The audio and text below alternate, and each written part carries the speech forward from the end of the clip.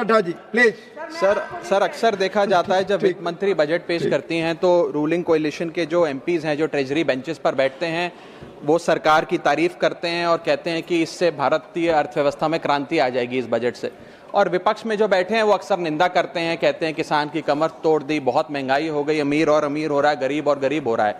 लेकिन मैं आज प्रयास करूंगा कि एक ऑब्जेक्टिव एनालिसिस इस बजट का करूं और कंस्ट्रक्टिव क्रिटिसिज्म अपना आपके माध्यम से वित्त मंत्री को दूं। So the title of my speech is The Good, the Bad and the Way Forward. 4 good things that I found in this budget, 4 bad things that I found in this budget, and 4 innovative suggestions to the Honorable Finance Minister.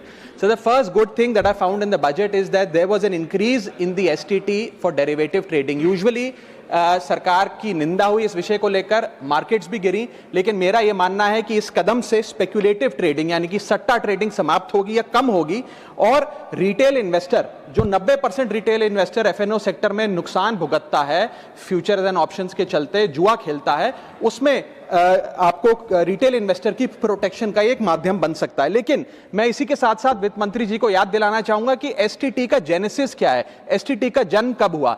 STT हमारे senior colleague mister P Chidambaram जब finance minister थे तो उन्होंने introduce किया, and it was introduce to replace long term capital gain tax on equities. जब long term capital gain on equity zero था तब STT को लाया गया कि वे एक सिंपल अपफ्रंट लेवी होगी ट्रेड्स पर regardless of profit and loss.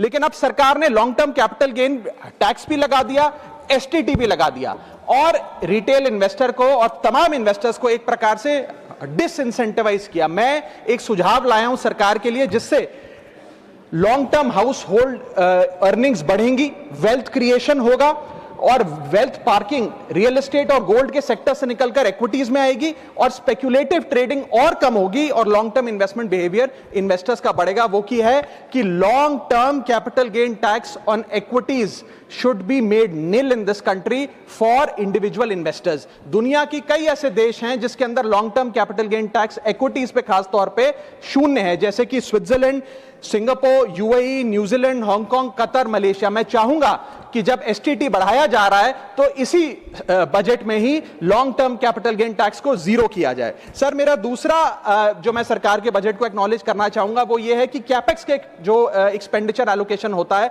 उसमें एक बढ़ोतरी देखी गई। जहां वित्तीय वर्ष 18-19 में मात्र 3 लाख करोड़ कैपेक्स था, वो इस वित्तीय वर्ष में 12 लाख करोड़ तक पहुंचा है, which is 4.4% of the GDP, which is a good step. It will have a multiplier effect and it will prioritize asset creation. लेकिन इसके साथ साथ सरकार को 5 साल में क्या कैपेक्स वो कौन कौन से क्षेत्रों में खर्चा करने जा रही है उसका एक ब्यौरा देना चाहिए, ताकि प्राइवेट